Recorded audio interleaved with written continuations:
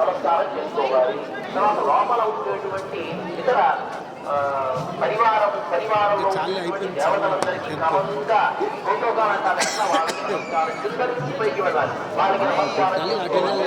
చిన్న చివరిగా లక్ష్మీదేవికి నమస్కారం చేసుకోవాలి. దర్శనం బాగా జరిగిందండి. యాక్చువల్లీ వైకుంఠ ఏకాదశికి రావాలి, షెడ్యూల్ వాళ్ళు రాలేకపోయారు, అందుకని చెప్పి ఇప్పుడు వచ్చాను.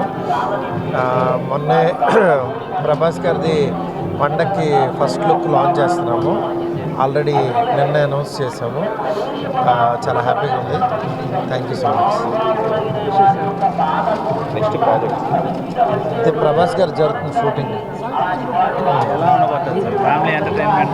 అవన్నీ ఇక్కడ మాట్లాడకూడదు. స్వామి ఆశీస్సులు తీసుకుందామని వచ్చాను. చాలా హ్యాపీగా ఉంది. Thank you so much.